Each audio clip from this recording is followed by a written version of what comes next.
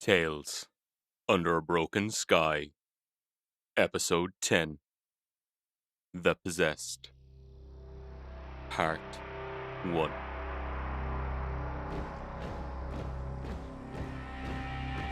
Anger, hatred, fear, supplication, power. A thrill of pleasure ran through the man standing in the shadow of the blood-red banner.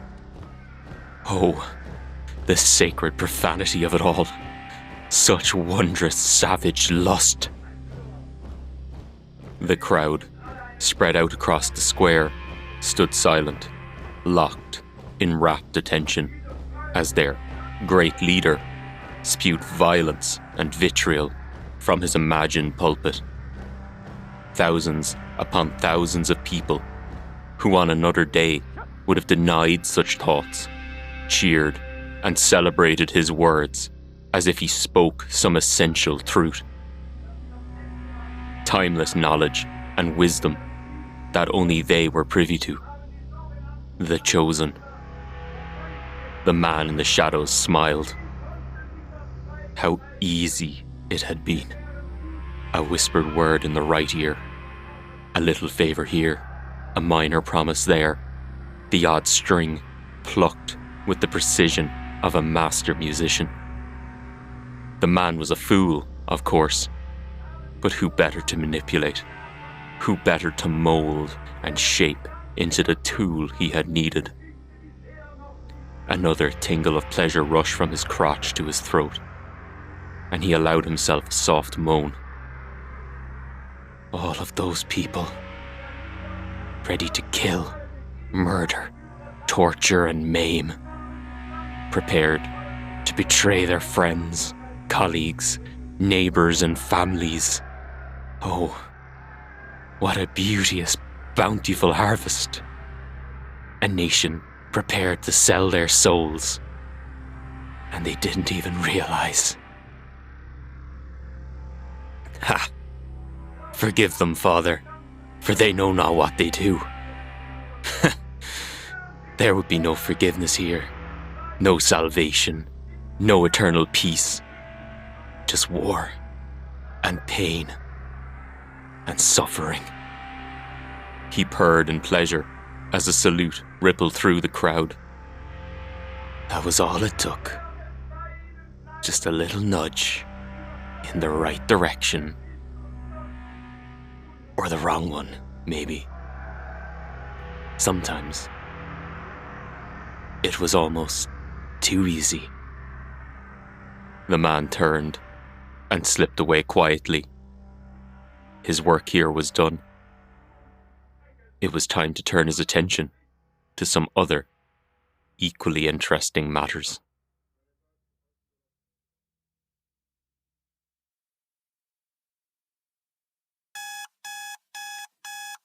Martin Hill woke to the sound of his alarm clock. If it had been any other morning, getting out of bed would have been a routine affair. But on this particular morning, the alarm's shrill tone sent a hot pain stabbing into his throbbing temples. He flinched and screwed his eyes shut as he reached blindly across to the bedside table. His hands fumbled for the small clock, probing for the snooze button, desperate to stop the piercing noise that was wreaking havoc on his brain. His wrist bumped against the side of the alarm, and it tumbled from the table, hitting the wooden floor with a sharp thump. Martin flinched again at the noise, another wave of pain rippling through his head. He groaned and rolled over onto his side, fighting the sudden nausea twisting his stomach. Christ! When will that incessant fucking noise stop? His voice felt like gravel in his throat as he cursed. The harsh, angry tone sounded strange to his ears. That wasn't like him at all. A knot of fear tangled with the churning in his gut. He rarely got angry. It just wasn't him. But this morning, between the pounding in his head and the noise from the alarm, Martin wanted to scream. And not just scream. He wanted to fling the alarm against the wall and then pound it into scrap with his bare hands. Then, maybe pound it some more, just for good measure. The flash of pleasure he got from the thought sent his stomach roiling again. Reaching over the side of the bed, desperate to stop the noise, Martin gasped as lightning forked down the nape of his neck and along his upper back. His cry was cut painfully short at the shock of the sensation, and a choked wheeze escaped his throat in its place. Panting, his breath coming in sharp gasps, he forced his hand along the floor and slammed his palm down on the snooze button. The beeping stopped, and silence exploded into the vacuum left in its wake. Martin flopped limply on the bed, one arm and leg hanging over the side, his face mashed into the pillow. A thin line of drool slipped from the corner of his mouth as he moaned into the soft fabric of the pillowcase.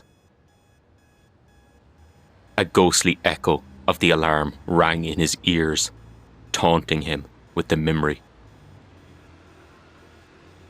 He waited for a lull in the throbbing and forced himself up off the mattress. Fire burned along his legs and arms as he moved. Fuck!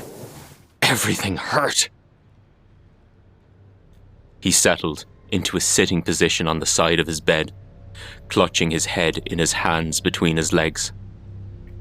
He forced his eyelids open, but even the pale rays of pre-dawn light stabbed like needles into his eyes. Groaning, he pushed himself to his feet and stumbled across the room to the dresser.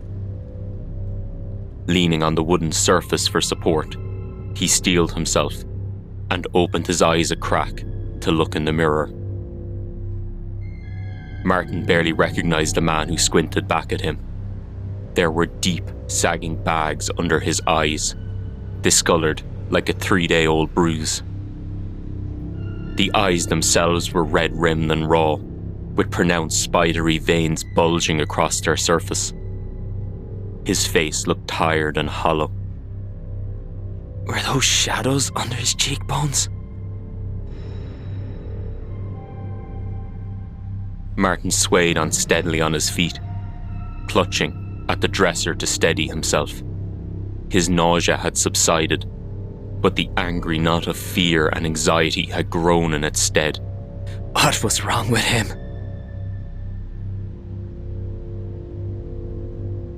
He squinted shakily at the stranger looking back at him from the mirror. He struggled against the urge to hyperventilate. He blinked, a slow, ponderous action. The world shifted around him in a horrible vertigo behind closed lids, and snapped back into a watery focus when they reopened. There was someone standing behind him. Martin jerked around, pain igniting in his head again, and crashed back into the dresser as his balance deserted him. The world slid behind a pane of old bubbled glass, becoming a realm of shadowy, amorphous shapes. He blinked again, trying to clear his vision. The vertigo flashed between his ears, and when his eyes reopened, he was alone. Just him and the throbbing, pulsing pain in his head. He shuddered as the image of the dark figure floated in his mind, a shadow with dull red eyes, deep as the ocean and as distant as the stars. The air around it seemed to shimmer, like a heat haze floating above a road on a hot summer's day. Martin thought he had been afraid before, but seeing that shape in the mirror, plunging into freezing waters, roasting alive in the desert. Fuck! Was he hallucinating now as well? Martin fumbled open the dresser with clumsy fingers and pinched a handful of ibuprofen from a silver card. He dry swallowed the pills with a hard gulp and closed his eyes. Tremors ran through his body, hot, then cold, then hot, then cold, then hot again. Tears well behind clenched eyelids, and he felt the anger from moments before melt into whimpering sobs. Pull yourself together. Martin was meant to meet the head of the faculty today, present his new research proposal before he applied for funding. It was the next 5 years of his life. It was his career. Pushing unsteadily away from the dresser, Martin stumbled towards the bathroom. A cold shower should wake me up. Then coffee. Maybe two. I just need to get through the next few hours. Just a few hours. That's all I need. The world spun, tilting on its axis as he stood under the shower. Hard tiles hurtled up to meet him. He lay on the floor, curled into a ball as the cold water splashed down on his frozen, burning flesh. And he wept.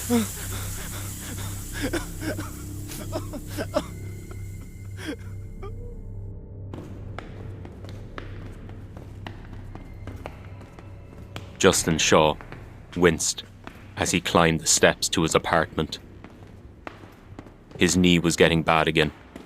Always did when the weather changed, shifting from a constant dull ache to sharp spikes of pain radiating upwards to his hip. He lurched up another step, his sciatic nerve screaming, and he briefly regretted his stubborn refusal to move. To be fair, he had considered it, more seriously than he cared to admit, but the moderate fifth-floor apartment was his home, and had been for over 30 years, and he wasn't ready to let it go. But it was getting harder and harder to hold that line. Justin's days at home, when he didn't venture past his front door, now vastly outnumbered the days he went outside. His sons and daughter tried to convince him to sell at every opportunity. Their pleas now so frequent that those exchanges felt as commonplace as commenting on the weather. They were concerned for him. He knew that. But this was his home. There had been a time, shortly after his wife had passed, that he had considered selling it himself.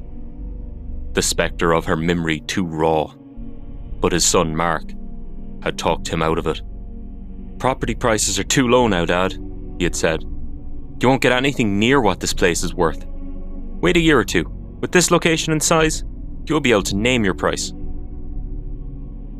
When the time came, however, Justin had changed his mind.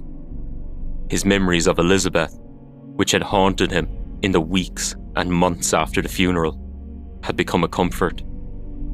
Her presence, her love, the essence of who she was filled every room, every nook and cranny. When he ate alone at the kitchen table, Justin could feel her across from him. When he lay down to sleep at night, he could feel her arms wrapped around him, her cheek resting against his chest. Some days were harder than others, but he took comfort in the life that they had shared together. He just wished there were less stairs involved.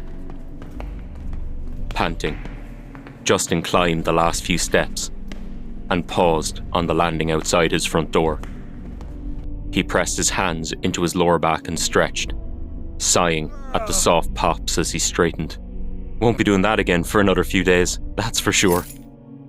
His keys jangled loudly in the hallway as he drew them from his pocket.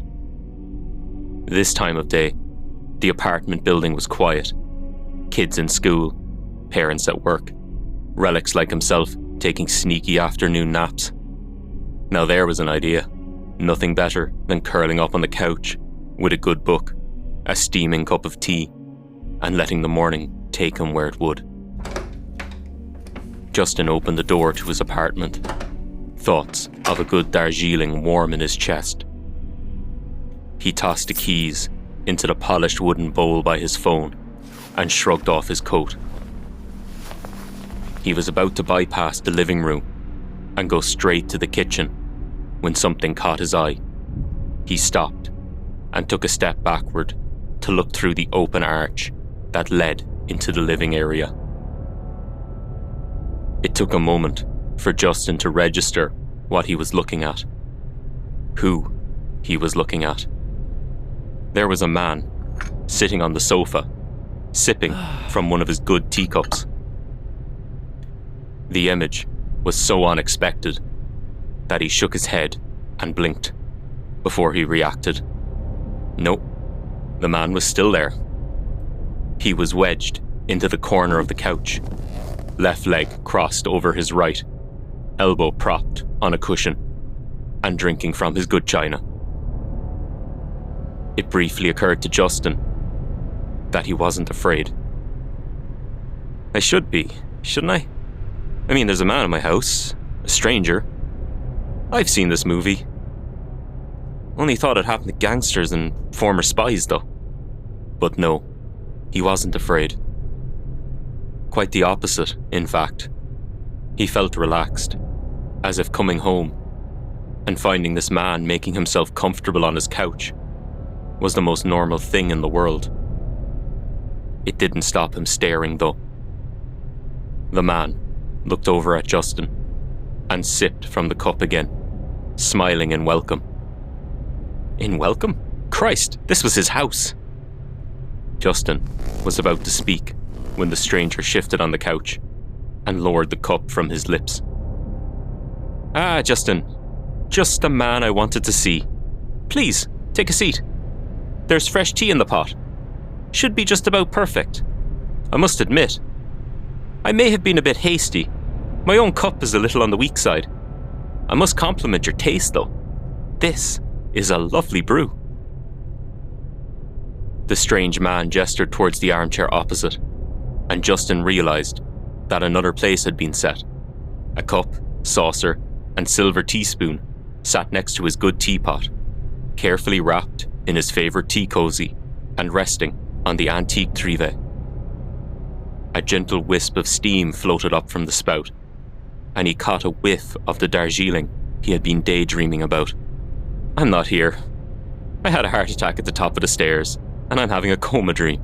Only explanation. Justin walked uncertainly into the room and lowered himself into the armchair with a groan as his knee, hip, and back all decided to complain at once. If this is a dream, then why am I still so bloody sore? The man smiled across at him and gestured again at the cup and pot, before taking another sip from his own and sitting back down with a satisfied smile on his face.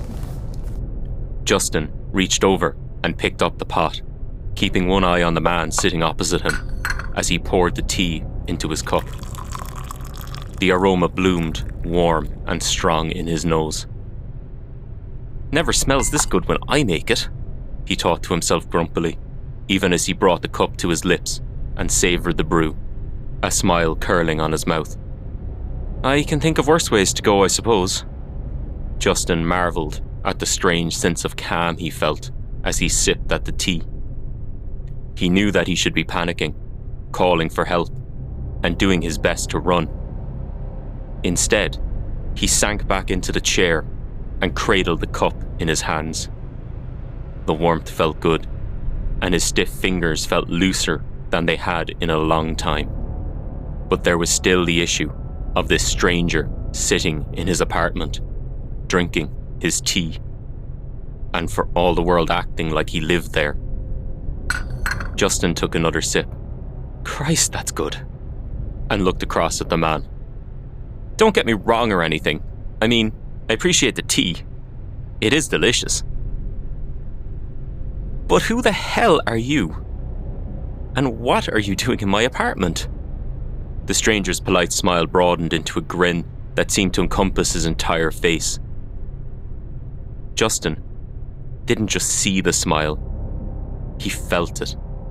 It brushed across his face like a warm summer breeze, and the ache in his leg and hips faded away into the background.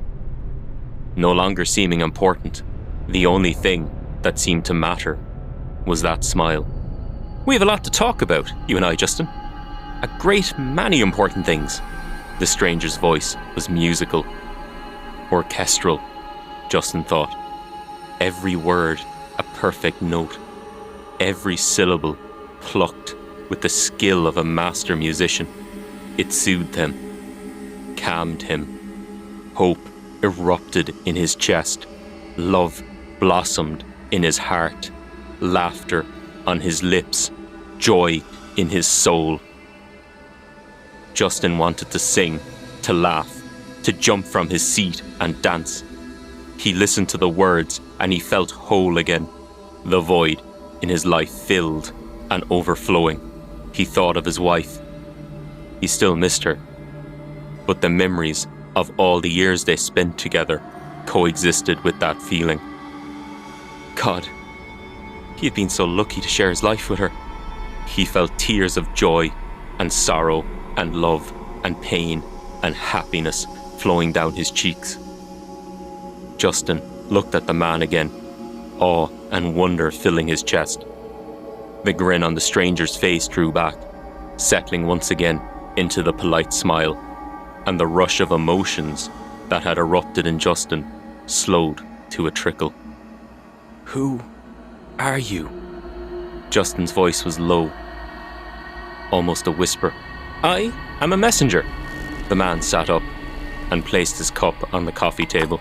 And we have a great many things to talk about, Justin. A great many important things.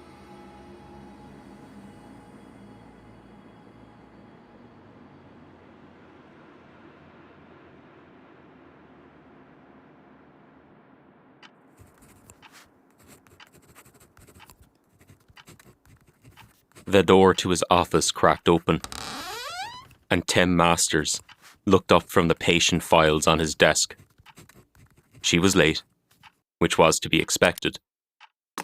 Maria didn't have the greatest grasp of time, even with the nurse escorting her from her room. He flipped the blue files shut and settled back in his chair as his patient swung the door open tentatively. Maria was a special case, and he didn't mean in the derogatory way many people did.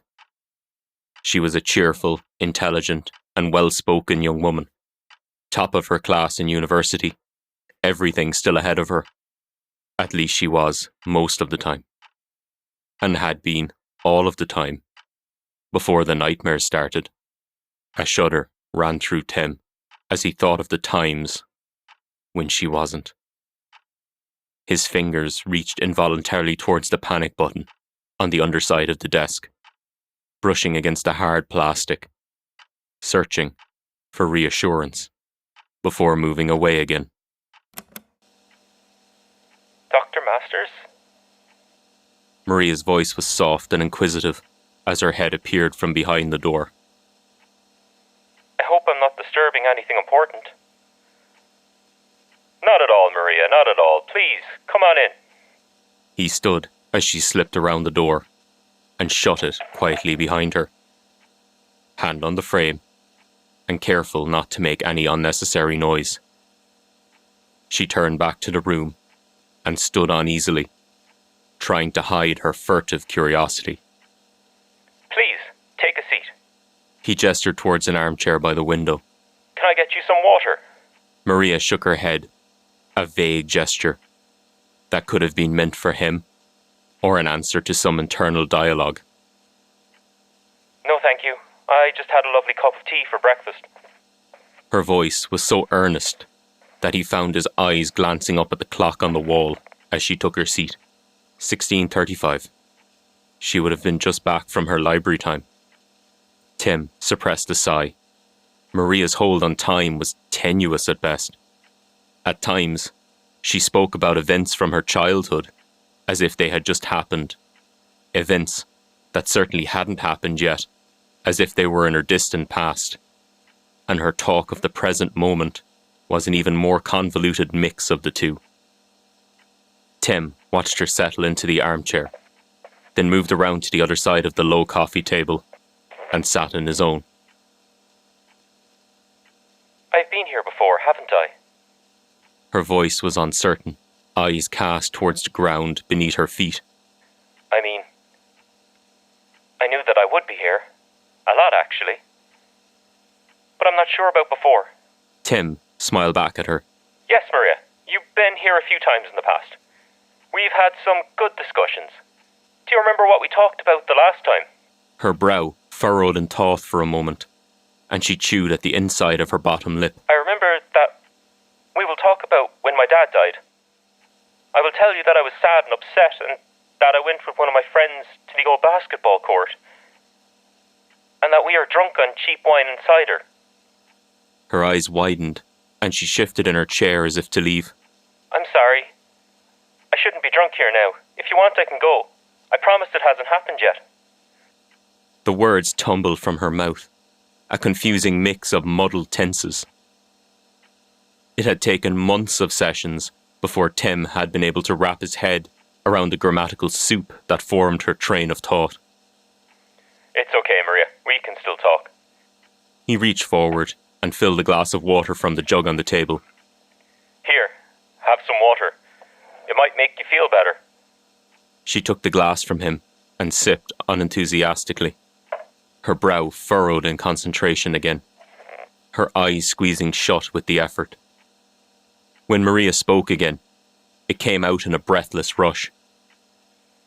Everything's so muddled, Dr. Masters. I see things, images, pictures, colours, but I can't tell when they happened. Sometimes I remember things bright as day, as if they happened yesterday. But I have this feeling that they haven't happened yet, and sometimes I remember things that haven't happened yet, and sometimes it feels like those things are still happening, or are happening. Am I mad? Am I crazy? I can't tell. I don't even know if I'm here talking to you anymore. Maybe I've already gone back to my room, or this hasn't happened yet. Her voice pitched high in distress as she spoke, speeding up, and then slowing erratically as she flipped from trying to get everything out to struggling to make sense of her own thoughts. Maria's distress was mirrored in her body language, which was growing more and more agitated as she went on. It started with a nervous picking at her fingernails, then moved to scratching at her arms, her neatly trimmed nails leaving red marks on her pale skin. Her head scanned the room, seemingly at random, bouncing from spot to spot, searching. Then it stopped. She slumped back into the chair, a blank expression on her face. No, not blank. That had lasted maybe a second. And then he started to notice subtle changes in her, a tension growing in her cheeks, just under her eyes, a slight curling of her lips that had the faint echo of a sneer, a change in her posture, from lethargic to alert. Tim watched Maria change from the shy, mannerly girl to something else. She sank back into herself in front of him, fist clenched so tight that her fingernails would leave marks. Her body shook with emotion, tendons going taut along the side of her neck and arms. He hadn't seen her devolve so quickly during one of their sessions yet. It had even seemed to him like they might have been making some progress. Maria, you're safe here. I'm not going to let anything happen to you. Is there anything I can do to help you right now? He didn't think she was going to respond, but her head snapped up, and for once, Tim couldn't control his reaction. He flinched back in his chair, away from the ravenous, hate-filled look in her eyes, away from the bared teeth. Maria's voice was rough and raspy, and saliva flew from her mouth as she spoke. No one. Not you, not me, not Joe down the street in the deli, not the guy who sat in the reception desk downstairs, not the mayor, not the president, not your wife, not your kids,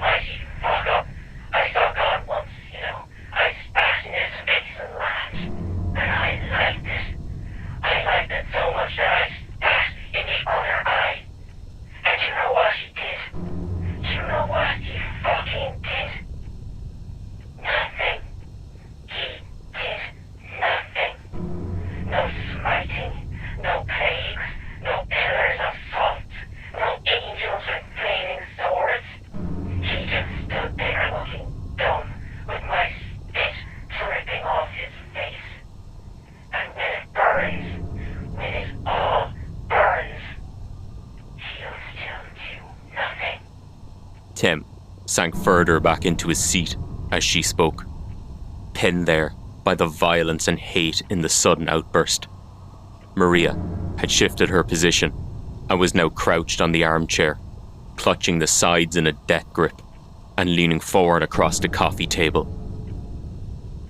You know, I killed someone last night. Or was it next week? Maybe it was today. Who knows? It wasn't quick. It wasn't slow. It was just right. First, I'm going to cut off his toes. Feed them to the rats while he watches. Then, his fingers. Those I'm going to on chopsticks. Planted them like roses in a bucket of dirt. Then his tongue and ears. He wasn't a very good listener. And I didn't like what he had to say. So I think I'll just burn them. Maybe barbecue. I know this fellow. Hangs around in the park late at night. Rich guy, nice clothes, very strange culinary tastes. He might appreciate those. Maria leapt from the armchair onto the coffee table and leaned right into Tim's face. Then, I'm going to stick him right here. She reached out her hand and jabbed the finger into his right side, just above the hip.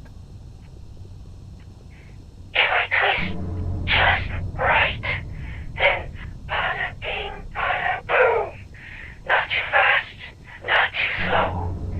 Just right. The blood, oh the blood. It was everywhere. My hands, my face, the sofa. Everywhere. Both inside him. Tim struggled to move away from Maria, but her frenzied gaze pinned him to the armchair. Her finger still dug painfully into his side, and as he tried to shift away, she pushed in deeper. He had seen her in many states since she was admitted, but he'd never seen her turn physically violent. It was a shock witnessing the transition from the shy, mannerly woman in her 20s to whatever was in front of him. She was still a person. She needed his help. He scrambled frantically through his memories, trying to find something in his training that would resolve the situation. But he couldn't get away from her eyes, the savage intelligence of an apex predator glistening with the joy of the kill.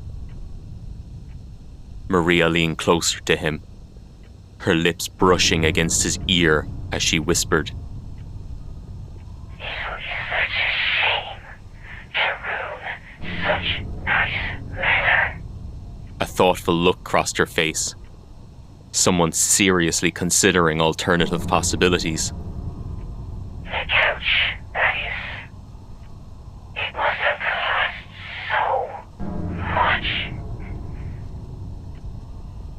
I hear there's a market for those kind of things. Memorabilia, that's the word, isn't it? Or curio. Maybe. I think I like that word better. No one remembers something like that. Well, except maybe me. He clearly can't. Or curiosity.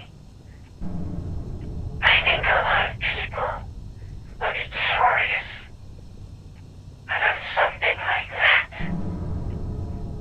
Maria sprang back, almost as suddenly as she had leapt from the table, and sank back into the armchair.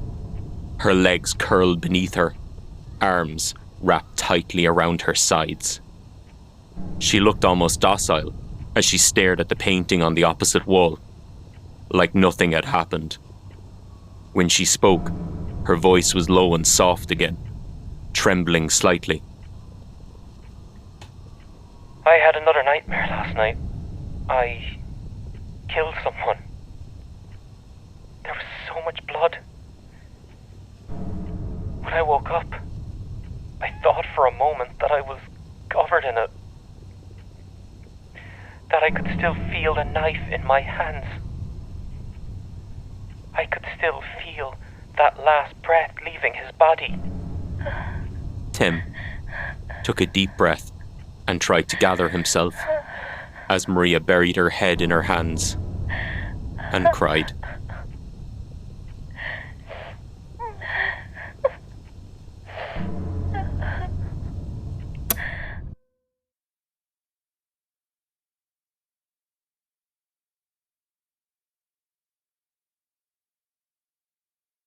Good evening, folks.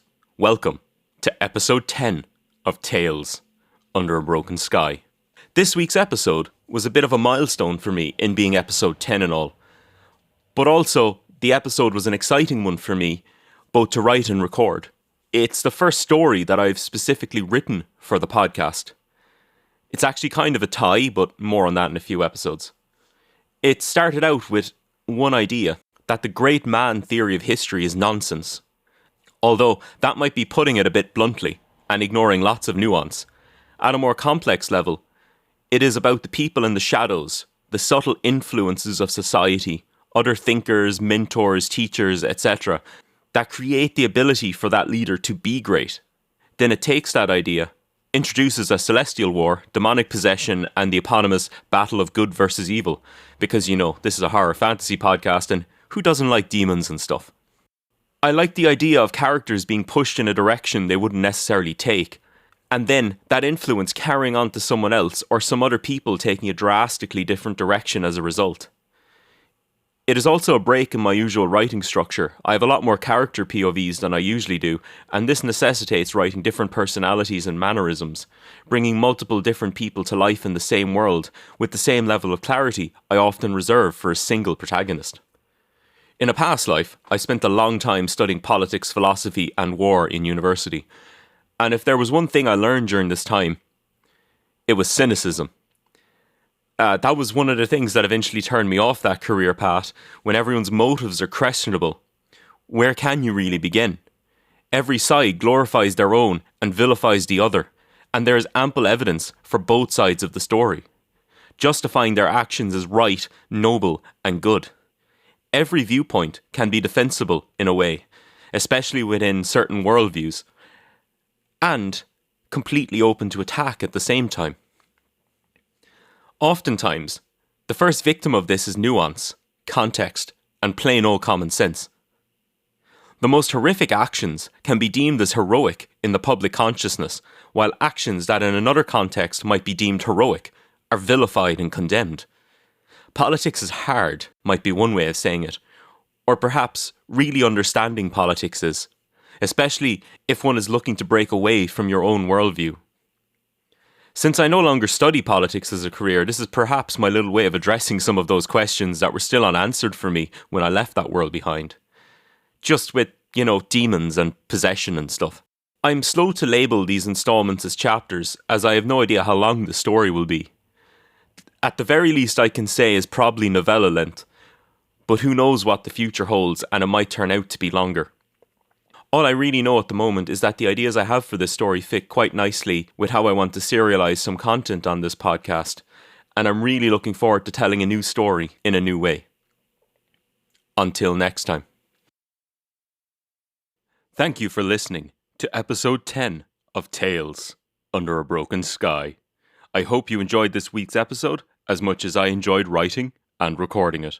If you did enjoy it, please consider subscribing to the podcast on your platform of choice and leaving a rating and/or review. Thank you again for your time. Please stay tuned to hear a brief trailer for the next episode. Tales Under a Broken Sky. Episode 11. The Old Gods Are Dying. Chapter 1. A Long Winter. Late September. Where were they? It would be dark soon. The sun, cold and dispassionate behind the heavy banks of autumn cloud, was low in the sky. The western peaks wreathed in a soft, ethereal glow.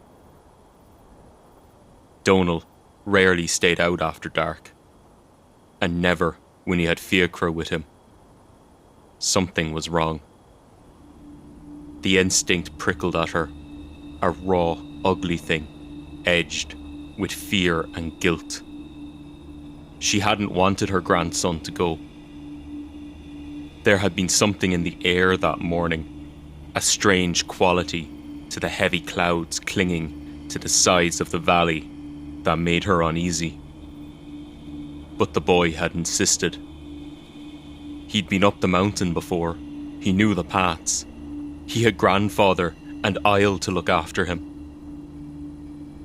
Maeve had only relented after even Donal's measured words failed to dissuade the boy.